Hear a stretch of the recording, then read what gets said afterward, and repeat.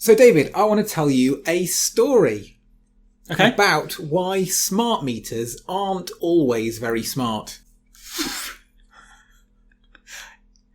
Good.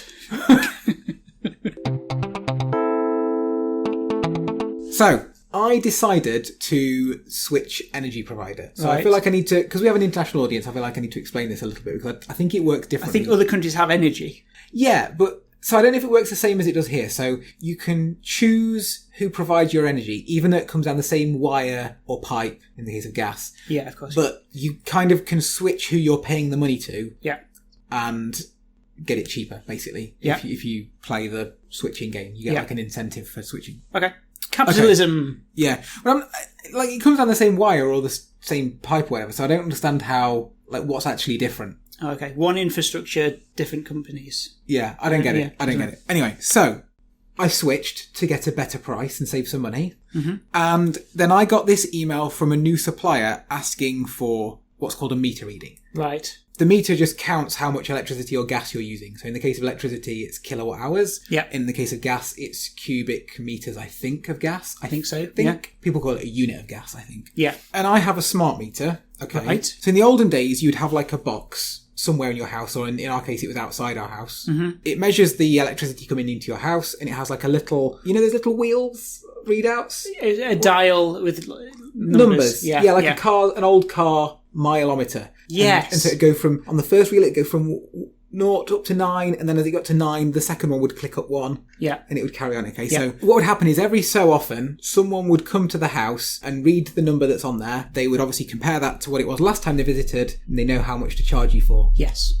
So a smart meter replaces the old meter, okay, and it has a data connection. So like all the time it's communicating saying right now they've used 8,112 units and now they've used 8,113 units. Okay, it's got this data connection, so it communicates. I think it's over the mobile network in the UK, so it's constantly communicating. The other thing you have, instead of having to go outside and look at it, you get a nice little screen in your house. You can see how much energy you're using, and the idea is that it's eco-friendly because people will have a better understanding of, when I put the kettle on, my usage goes up. Yeah. Or whatever. Okay, so if I have a smart meter, and a smart meter has a data connection so that it sends my usage automatically back to the company, why, when I switch, am I being asked to provide a manual reading? That's a good point. So why did I get an email when I requested to switch provider from one to another? They sent me an email, what's your meter reading? Why have I got to do that, right? They should know this. Someone should know this. There's a data connection. Why not just work that out yourselves? Yeah. So I was pretty hacked off about that. I think it's pretty unnecessary. But anyway, even if it's not that smart, at least I don't have to go out in the cold and actually take this meter reading from the meter outside in my house. I've got this nice little screen inside my house. Sometimes it's under the cupboard, like in a really awkward place. I lived in a place once where you had to go under the cupboard with all the spiders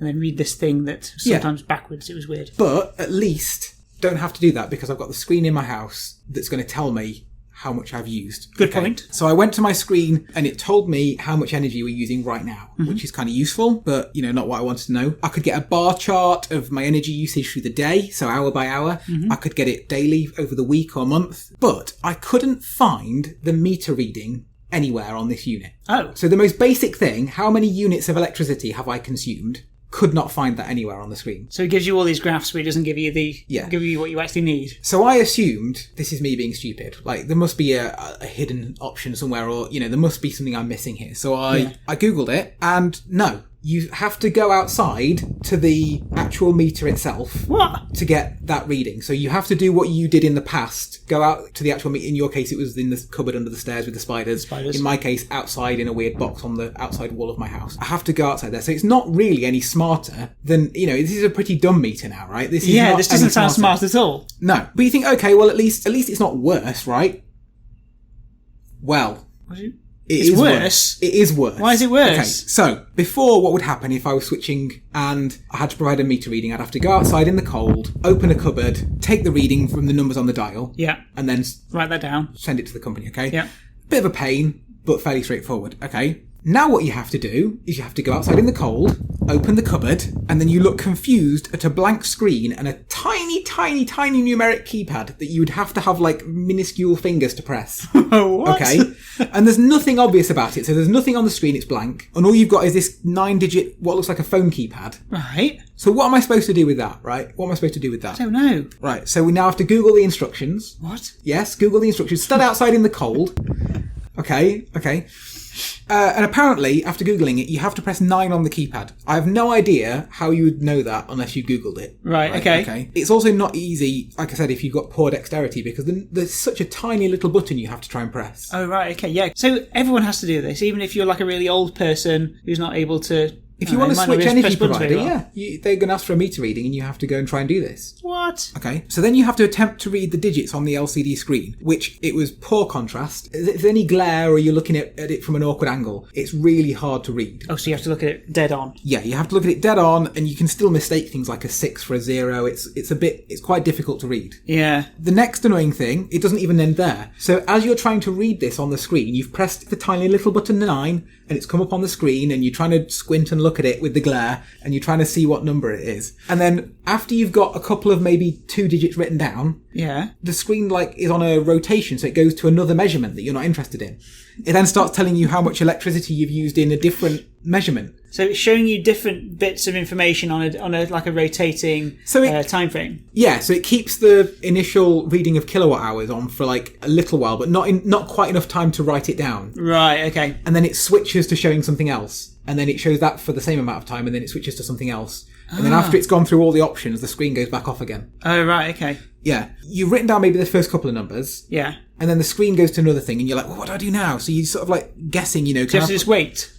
I think you can press like maybe the little red button and then 9 again, and it will start again, I think. But there's no obvious... It's not obvious. I was just guessing. I was just pressing buttons to try and get the information I needed. I think I needed 3 attempts before I wrote down the whole number. It took me 3 goes. Right, okay. To write down the number and verify that I got it correct. So right. Three times. Okay. That whole process, like, that's not smart. That's not better than it was before.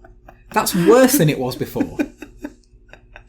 Right? Yeah. That's the opposite of smart. So I was thinking about how this should have worked. How should this have worked? Well, to start with, the meter reading should always be automatic. I shouldn't need to be asked. If it's got a data connection... Yeah, I don't understand this. Why ask me? Does the new supplier not have that data connection yet? Yeah, I assume that it's tied into my old supplier, and so the new supplier can't communicate with the meter and can't get that reading, so it has to be manual. They'll get it at some point, won't they? Well, yeah. But it shouldn't really be my problem, right? They should figure this out with their process and system so that when you switch energy provider, it just happens automatically. Yeah.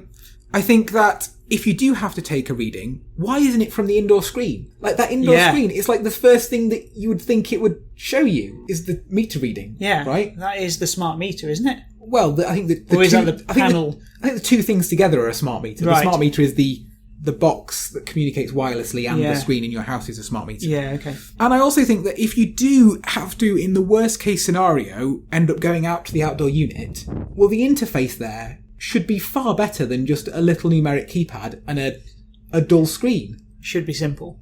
It's ridiculous. Yeah. Like, it would literally have been so much easier if I just had my old meter with the little numbers spinning around. Yeah. At least then I'd have known what to do. I just go outside...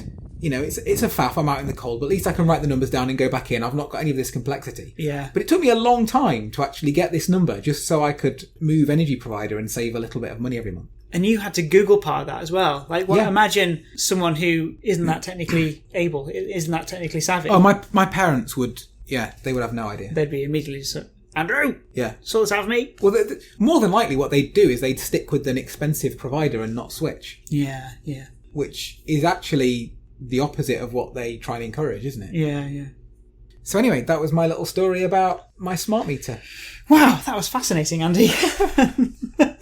Well, if you enjoyed learning about my energy provider, why not subscribe? Because we've got lots of other mundane content that you might also enjoy. And if you really are a glutton for punishment, then we've also got our podcast, which is available in your podcast app. It's called the Unusable Podcast, where we talk about usability and technology that goes wrong, and sometimes accessibility. Yeah. Mostly the things that go wrong, to be honest. Just things that annoy us. We're just grumpy old men. So yeah, anyway, thank you for watching. You've done well to make it this far. Bye-bye. Okay, bye.